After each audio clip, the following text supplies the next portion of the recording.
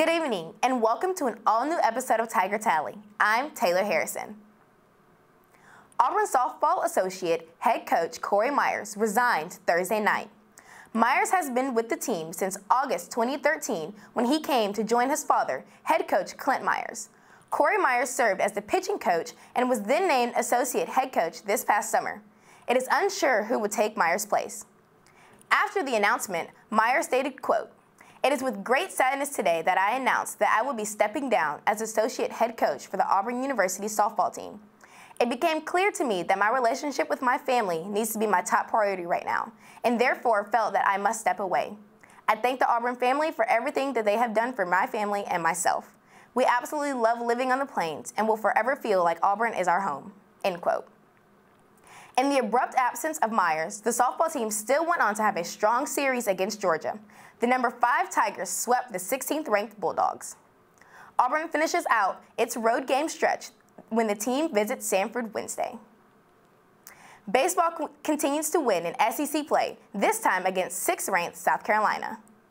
Number 17 Auburn Tigers came up short by 7-0 to the 6th-ranked South Carolina Gamecocks on Saturday, April 1st in Plainsman Park.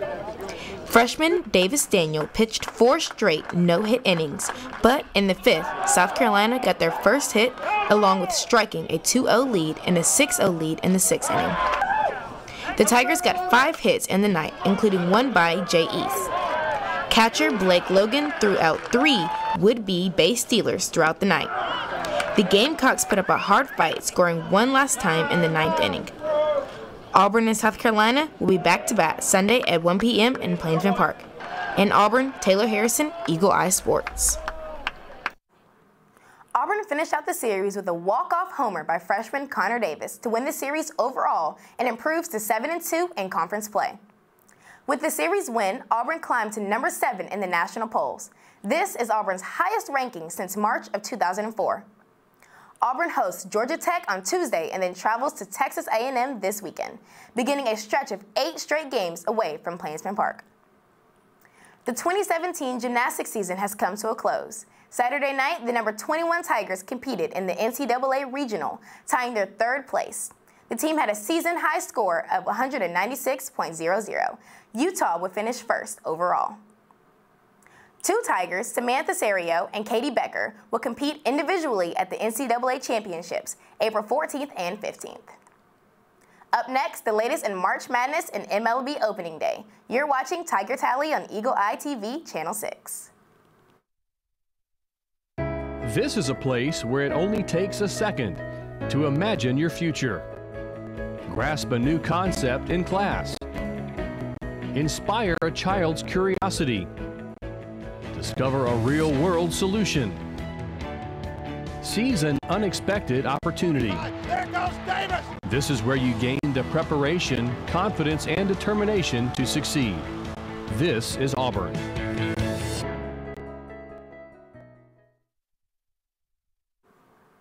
In the world of NCAA women's college hoops, we have a new national champion. The South Carolina Gamecocks defeated the Mississippi State Bulldogs 67-55 last night in Dallas to capture their first ever national title.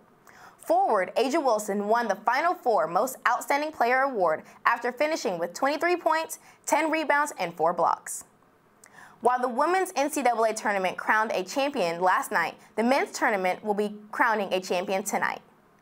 In a battle of number 1 seeds, the Gonzaga Bulldogs will face the North Carolina Tar Heels in Phoenix for a chance at the national championship.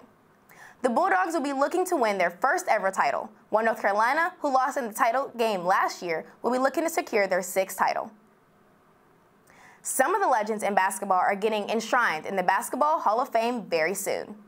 Kansas coach Bill Self, multiple-time NBA All-Star Tracy McGrady, and former UConn and WNBA standout Rebecca LeBeau headline a class that will be inducted into the Basketball Hall of Fame. The inductees were announced over the weekend in Phoenix, and the ceremony will be held September 8th. If you hear the words peanuts, Cracker Jacks, and take me out to the ball game, you know what that means. It's time for opening day. Major League Baseball is in full swing for the 2017 season, with 30 teams believing that this is their year to make a run at the World Series. While there were 3 games played yesterday, a majority of the teams will start playing today for a shot at the title. NBA stars resting toward the end of the season. A projected first-round NFL pick gets kicked out of a bar, and one of Auburn's softball players gets in an altercation after a game. We discuss this and more right after the break. So, I just moved in with this family, and it's embarrassing. The little one, he likes to go outside and crawl around in the giant litter box. I don't know what he's doing. I mean, I was born and I knew how to use the litter box. Look at that. That's disgusting. Oh, poop already. You're making me nervous. Oh, okay, I can't look at this anymore. I really hope he grows out of this, for his sake. Welcome back to Tiger Tally. I'm joined now with Winton Hurd and Chris Hummel. Welcome, guys. Thanks for coming. All right, let's get to it. We've all heard it 1,000 times before. It's getting close to the postseason and NBA players start to sit out more. LeBron James himself has taken a lot of heat for resting these past few weeks. It's something that is fairly common but still can upset fans paying hundreds of dollars to see a player that doesn't even play. With that said, do you think players should rest in games at the end of the season? To me personally, I don't see an issue with it. I think with guys running around playing 82 games a year, it's a long season, it's a grueling sport, and I really think that, yes, people get upset, they're spending money, I get that, but at the same time, you have other opportunities to see them play. And also, you want to see the best guys play in the playoffs. And I think, to me, I don't see a big issue with it. Maybe resting them at home instead of at an away game for those fans that want to see them play, but to me personally, I don't see an issue with it. Okay. Yeah, and I think, as I stated before, organizations are put in a tight hole with this because, people do pay good money to get these seats and see their favorite players play. Then they also got to realize, LeBron James is one of the, faces of the NBA who plays more minutes than anybody on any organization, and it's far too many minutes. He's probably playing 40 minutes a night, which to me is outrageous. And, these guys, nobody really cares about, especially the key players, what they do in the regular season. More teams are actually worried about what they do in the postseason. Right. Teams that are actually making championship runs. So to the fans, I say you got to look at it from a different perspective. You can't have the best of both worlds because these guys actually play all these games, and let's say a player gets hurt. And then, now we're blaming the coaches or blaming the organization for allowing these guys to play. But if we rest them, they're still getting backlash. So to me, it's really a lose-lose situation for, as far as organizations are involved, because you play these guys, people are going to be happy, but if something happens to them, you're still getting blamed for it. So I think resting the players is the best way to go here because, like I say, you need your guys healthy. You need to have guys ready to go by the time postseason starts. Okay. All right. Well, it's been a long month full of some of the most intense and thrilling competition. The 2 teams in college men's basketball remaining, Gonzaga and North Carolina. This is the first time Gonzaga has been to championship game. North Carolina, of course, has been here quite a bit. What are your predictions for tonight's game? To me personally, I think Gonzaga has a great chance, especially with the play of Nigel Williams-Goss and Zimny Karnowski. It all depends on what they can do on the offensive rebounding side. You saw Kennedy Meeks against Oregon, just a mammoth on the boards. They just destroyed them down low. And the way Justin Jackson's playing, it's going to be tough to stop him, definitely.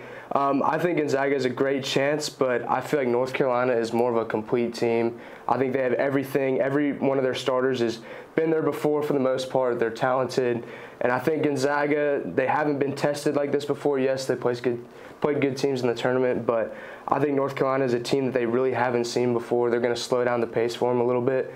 And I just think overall North Carolina is going to be too big of a factor in the rebounding column. And I think North Carolina is going to come out. It'll be close, but I think Gonzaga won't have enough to get over that hump and win their first national championship. Yeah, to me, I anticipate tonight's game being pretty, getting out in the open transition. Both teams like to move the ball up and down the court. Nobody really lets us get standing and play half-court style of basketball. But if you just ask me my personal opinion, I think UNC has the best chance of winning this game just because of, like you mentioned, offensive rebounding, banging with bodies down there. I mean, totally pushed Oregon out of the way and had their way with them. And, UNC still has something to prove from last year, being that close to having that championship and then having it taken at the last second shot. So I feel like, Roy Williams is going to have these guys put in a position that they're going to be prepared to win this game. Like I said, I've probably been Gonzaga's biggest critic this whole season just because their conference schedule, regular season schedule hasn't really tested them enough as a UNC who plays in the ACC. And you have strong competition from top to bottom. So, you know, they made a great run, have proven me wrong in a couple of these games, especially against, you know, Arizona's of the world. But, you know, I feel like tonight this is going to come down to experience and, you know, who wants some more. I think UNC on their side just has more to prove, and it's going to be more hungry to this win tonight. Okay. Now, to another beef between two championship competitors, this time in football. Former Clemson quarterback and projected first-round Deshaun Watson was asked to leave a Tuscaloosa bar by a few Alabama fans and players. The bar has since then issued an apology to Watson. What are your thoughts on this entire situation? Bama's just mad. They're just mad. I mean, you lost to a guy that won the Heisman, a guy that is definitely one of the best quarterbacks in the draft coming out this year, and they're still salty. They're just upset. And if he came into town and they're like, "Oh, you beat us. We don't like you anymore." I mean, that's what Bama does, I guess. Yeah. But to me, I don't see an issue with him being there. He was just there visiting some buddies. He wasn't there to do any harm. Exactly. He wasn't there wearing a bunch of Clemson gear, wearing a national championship shirt, trying to show off for those fans. He was just there trying to kind of fly under the radar, it seemed like. Looking at the video, he wasn't being flashy by any means. And I see an issue with what Alabama fans did. And as I said before, they're just upset that they lost still. And they're not going to get over it for a while, and they'll see Deshaun Watson playing at the next level, and they'll be like, well, he was an NFL player in our bar that we just treated very disrespectfully, and I think they're going to regret that, and I think it was a poor showmanship on the Alabama fan side. I agree. Yeah, to me, this is just, I couldn't believe this when I read it. You know, this is like, it's a total joke. I mean, like, we still that salty about a national championship game. I mean, they've won how many? Like 16, 17 of these. So, I mean, like, it's ridiculous. I mean, let's give this guy, Deshaun Watson's probably one of the best quarterbacks I've seen, you know, in recent years. I mean, the guy played his heart out, you know, brought his team back. I forget how many points they were down by. Yeah. But just letting that team back and engineered a great comeback. And, you know, like I said, he wasn't trying to, you know, show off or, you know, trying to be out there on the radar. He, like I said, visiting buddies.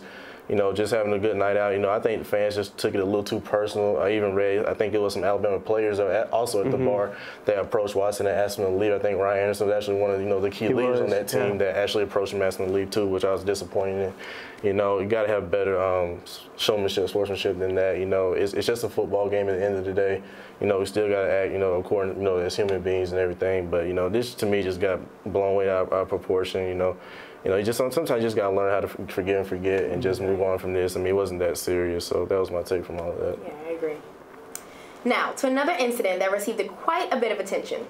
Auburn shortstop Haley Fagan and Florida coach Tim Walton got into an incident after the Auburn-Florida game last week. You can see Fagan high-fiving Florida players after the game and then put her hand down once she gets to Walton. Walton then proceeds to push her some. This scuffle caused a lot of commotion and drama. Fagan did not receive any discipline for the incident. Was this the right move by the Auburn coaching staff? Me reading more into it, I think it was actually, because reading into it, Haley had two sisters go to Florida in previous years, and they were dismissed from the team by Coach Tim Walton. And I think Haley, she respects her family enough to kind of like make a stand to him. Maybe, I mean, high-fiving people, it's just a given. It's sportsmanship. Right. Like, you should do it. I don't agree with her putting her hand down. But for the coach to not even, like, pass by, but to actually, like, shove her, I think that was a very low move by such a high-ranking guy with a great Florida softball team. And I think that Haley to shove back and be like, I'm not going to accept that. Like, you hurt my family, you hurt my sisters, and then you shove me, I'm going to shove you back. I really don't see an issue with it. I might be on one side of it, but I think it's nice. Like, if someone tries to disrespect you, you don't take it from anyone. And I think Auburn realized that too. They knew the situation with their sisters at Florida earlier, and I think they were right to not discipline her. Okay. Yeah, when I first saw it, you know, I was actually kind of shocked that it happened. You know, I know the recent bad blood there, so I wasn't really surprised that there was a little tension there during the handshake. I kind of try to put myself in the coaches on the Auburn side, what I would do. You know, I probably wouldn't, you know, discipline her as far as like going as far as, you know, suspending her for games, I agree, or something like that. But you know, I probably, you know, if we get back to campus or something like on practice, I might pull her aside. You know what I'm saying? Talk to her about it. You know, saying that, you know, next time we just gotta keep our emotions in check. Right. You know, especially when we're trying to show good sportsmanship and hand line with shaking and everything.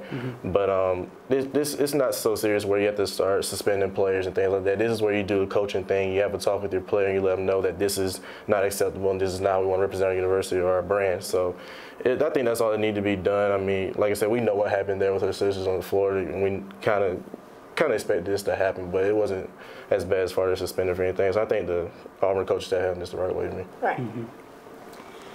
All right. Thank you again, Winton and Chris, for joining us today. That's all we have for you today. We'll be right back here next week with the latest news in sports and more topics to discuss. Thank you for tuning in. See you next week.